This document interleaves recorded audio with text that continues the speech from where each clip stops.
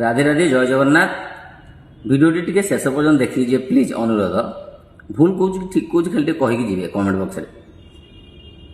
ଆମ ଦେଶ ମାନେ ଆମ ଭାରତ ଚାଇନା ଜାପାନ ମାନେ ବିଦେଶ ଫରେନ୍ କଣ୍ଟ୍ରି ଠାରୁ ଏତେ ପଛରେ କାହିଁ ପଡ଼ିକି ରହି ଜାଣିଛ? यार मुख्य कारण ହେଉଛି ପାଖଣ୍ଡ ଆଉ ଅନ୍ଧବିଶ୍ୱାସ ଆଉ ଧର୍ମକୁ ନେଇକି। ମାନେ ଏଠି 50ଟା ଖଣ୍ଡ ଧର୍ମ, ସନାତନ ଧର୍ମ, ଇସଲାମ ଧର୍ମ, ଖ୍ରୀଷ୍ଟିଆନ ଧର୍ମ, ବୌଦ୍ଧ ଧର୍ମ, ଜୈନ ଧର୍ମ ଆଉ ଶିଖ ଧର୍ମ, ୟହୁଦୀ ଧର୍ମ, ମାନେ ଆହୁରି ବହୁତ ସାରା ଧର୍ମ ଅଛି ଯେତିକି ମୁଁ ବି ଜାଣିନଥିବି। ତ ବିଦେଶରେ କେତୋଟି ଧର୍ମ ଅଛି? ଆଉ ସବୁଠୁ ବଡ଼ କଥା ହେଲା ଏଠି ଧର୍ମକୁ ନେଇ ରାଜନୀତି କରୁଛନ୍ତି। ଆଉ ମଣିଷଙ୍କ ମୁଣ୍ଡରେ ପୁରେଇ ଦେଇଛନ୍ତି ହିନ୍ଦୁ ମୁସଲମାନ। ଏଠି ଲଢ଼ୁଛନ୍ତି ଲୋକ ଆଉ ନେତା ଲୋକ ଫାଇଦା ଲୁଟୁଛନ୍ତି। ଆଉ ଧର୍ମକୁ ନେଇକି ଏମାନେ ଧନ୍ଦା ବି କରିଦେଇଛନ୍ତି, ପଇସା କମେଇବା ଧନ୍ଦା। ଭାରତରେ ଯେତିକି ଧର୍ମଗୁରୁ ଅଛନ୍ତି ଦେଖନ୍ତୁ, ଯେଉଁମାନେ ପ୍ରବଚନ ଦେଉଛନ୍ତି ବ୍ୟାସପୀଠରେ ବସିକି, କିଏ ଗୋଟେ ଗରିବ ଲୋକ ଅଛନ୍ତି ଟିକେ କୁହନ୍ତୁ ଦେଖିଆ? ସମସ୍ତେ ପଇସା ବାଲା, କୋଟିପତି, ଆରବ ଫରବପତି, ଯାହା ନାଁ ବି କହିବେ। ଏମିତି ଗୋଟେ ଧର୍ମଗୁରୁ କୁହନ୍ତୁ ଯେ ଗରିବ ଲୋକ ହଇତ କେହି ନାହାନ୍ତି। ଆଉ କିଛି ବାବା ଅଛନ୍ତି ଆମ ଭାରତରେ ଯେ ତାଙ୍କ ନାଁରେ କିଛି ନଥିବ, ଦେଖିବ ଗୋଟେ ଫ୍ଲାଟ୍ଟେ ନଥିବ କି ବ୍ୟାଙ୍କ ଆକାଉଣ୍ଟ ବି ନଥିବ, କିନ୍ତୁ ତାଙ୍କ ଟ୍ରଷ୍ଟ ଦେଖିବେ କୋଟି କୋଟି ଟଙ୍କା ଟ୍ରଷ୍ଟ ଥିବ। ତାଙ୍କ ୟୁଟ୍ୟୁବ୍ ଚ୍ୟାନେଲ୍ ଯାଇ ଦେଖିବେ ଗୋଲ୍ଡେନ୍ ବଟନ୍ କ'ଣ ଡାଇମଣ୍ଡ ବଟନ୍ ପାଇସାରିବେନି। ମାନେ ଏମାନେ ଟୋଟାଲ ଧର୍ମକୁ ନେଇ ରାଜନୀତି ଚାଲିଛନ୍ତି। ଆଉ ଅନ୍ଧବିଶ୍ୱାସ ଆଉ ପାଖଣ୍ଡତା ଏଠି ବେଶୀ। ଅନ୍ଧବିଶ୍ୱାସ ପାଖଣ୍ଡତା କ'ଣ? ଜଣ କହିଦେବ ଏଇଟା କଲେ ଏଇଟା ହେବ ତୁମର। ମୁଁ ବା କହୁଛି ଏଇ ମନ୍ତ୍ରଟା ପଢ଼ ତୁମର ଏଇଟା ହେବ। କୌଣସି ଶାସ୍ତ୍ରରେ ଭଗବାନ ବି ଲେଖିନାହାନ୍ତି କି ବ୍ୟାସଦେବ ବି ଲେଖିନାହାନ୍ତି ଏଇ ମନ୍ତ୍ର ପଢ଼ିଲେ ତୁମର ଏଇଟା ହେବ। ଭକ୍ତି ଆଉ ପୂଜା କେବଳ ମନକୁ ଶାନ୍ତି ଦିଏ ଆଉ ଭଗବତ ପ୍ରାପ୍ତି କରାଏ, ଈଶ୍ୱର ପ୍ରାପ୍ତି କରାଏ।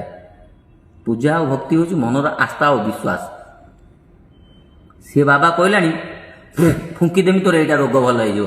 ଯଦି ରୋଗ ଭଲ ଫୁଙ୍କାରେ ହେଇଯାଉଥାନ୍ତା ତାହେଲେ ରାମାୟଣ ଯେଉଁ ଆମେ ପଢ଼ିଛନ୍ତି ସେଥିରେ ଯେଉଁ ଲେଖା ହେଇନି କି ଲକ୍ଷ୍ମଣ ଯେତେବେଳେ ମୂର୍ଚ୍ଛିତ ହେଲା, ପ୍ରଭୁ ସୁଷେଣ ବୈଦ୍ୟକୁ ଡାକିଲା, ସିଏ ଫେରୁ କହିଲା କେଉଁ ମେଡ଼ିସିନ ଦିଆଯିବ, ସିଏ ଫେରୁ ହନୁମାନଙ୍କୁ ପଠାଇଲା, ସିଏ ଆଣିଲା, ଉପଚାର କରାଗଲା। ତାହେଲେ ତ ସିଏ ଫୁଙ୍କି ଦେଇଥାନ୍ତା, ଭଲ ହେଇଯାଇଥାନ୍ତା। ଆଉ ଧର୍ମକୁ ନେଇକି ଏଠି ଏତେ ରାଜନୀତି ଚାଲିଛି, ଆପଣ ଯେକୌଣସି ମନ୍ଦିର ଯାଆନ୍ତୁ ବିନା ପଇସାରେ ଦର୍ଶନ କରିପାରିବେନି। ଫେରେ ଭଗବାନଙ୍କୁ ଦେଖିବ ଯାହା କତିରେ ବେଶୀ ପଇସା ଅଛି ସିଏ ଆଗେ ଦର୍ଶନ କରିବ।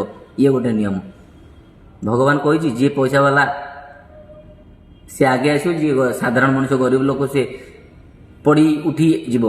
କେବେ ଭଗବାନ କହିନି। ଆପଣ ତିରୁପତି ବାଲାଜୀ ଆସି ଦେଖନ୍ତୁ, ଆପଣ ଅନଲାଇନ୍ ସେଠୁ ପଇସା ଆଗେ ଭରିବେ। 300 ଟଙ୍କା, 500 ଟଙ୍କା, 1000 ଟଙ୍କିଆ ଲାଇନ୍। 300 ଟଙ୍କିଆ ଯିଏ 4 ଘଣ୍ଟା ଭିତରେ ଦର୍ଶନ ହେଇଯାଉଛି। 500 ଟଙ୍କା ଯିଏ 2 ଘଣ୍ଟା ଭିତରେ ଦର୍ଶନ ହେଇଯିବ। 1000 ଟଙ୍କା ଯିଏ ସେ ଘଣ୍ଟେ ଭିତରେ ହେଇଯିବ। ଆଉ ଯିଏ 10,000 ଦେବ ତା ଟାଇମ୍ ଲାଗିବନି, ଯିବ ଆସିବ। ତ 1,00,000 ଟଙ୍କା ଦେଲେ ତ ଭଗବାନ ମୋ ଘରକୁ ପଳେଇ ଆସିବ।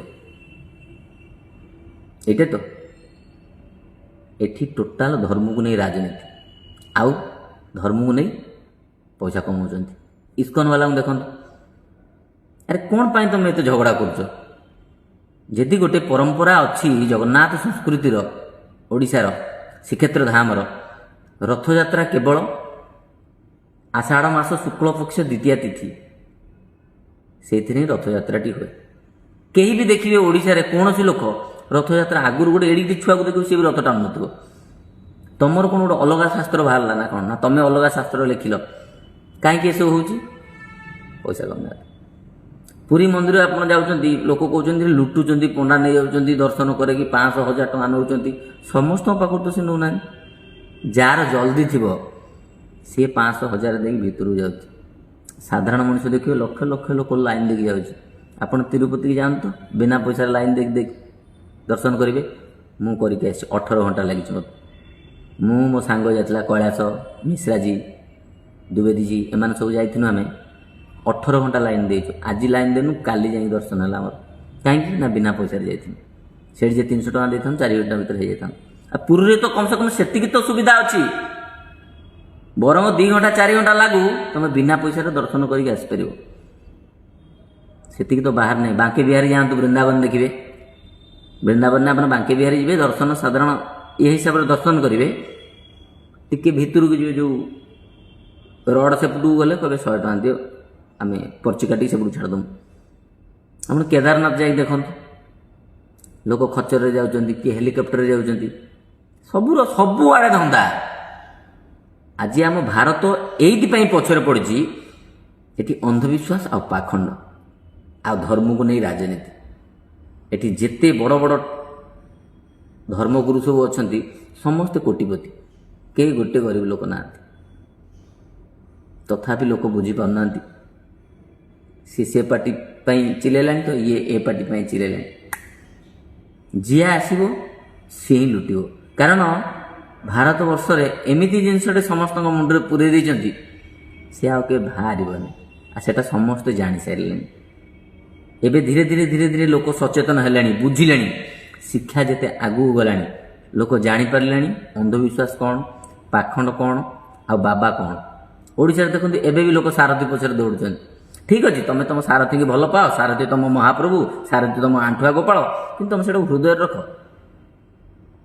ତମେ ତାକୁ ଲୋକଲୋଚନକୁ ଆଣୁଛ, ସୋସିଆଲ ମିଡ଼ିଆରେ ଫଟୋ ପୋଷ୍ଟ କରୁଛ, ଭିଡ଼ିଓ ପୋଷ୍ଟ କରୁଛ, କେହି ଗୋଟେ ଭଲ କମେଣ୍ଟ ଦେଉନାହାନ୍ତି। ଯାଇ ଦେଖିବେ ତାପରେ ଲୋକ ଏକଦମ ଗାଳି ଦେଉଛନ୍ତି, କୁଚତ୍ର ଭାଷାରେ, ଅଭଦ୍ର ଭାଷାରେ। ସେ ପଢ଼ିପାରିବନି, ସେମିତି ଗାଳି ଦେଉଛନ୍ତି। କ'ଣ ଦରକାର? ତମେ ତ ନିଜେ ଗାଳି ଶୁଣୁଛ। ଆଉ ଯଦି ସିଏ ତମର ଭଗବାନ କି ତମର ଯାହା ବି ହଉ, ଏନିୱେ ତାକୁ ବି ବିପଦ ଶୁଣାଉଛ, କ'ଣ ମିଳୁଛି ଏଥିରେ? ଏଇଥିପାଇଁ ଆମ ଭାରତ ଏତେ ପଛରେ ଅଛି, ଦିନକୁ ଦିନ ଆହୁରି ପଛକୁ ଯାଉଛି। ଯଦି କିଛି ଭୁଲ କହିଥାଏ କ୍ଷମା କରିବ। ଜୟ ଜଗନ୍ନାଥ।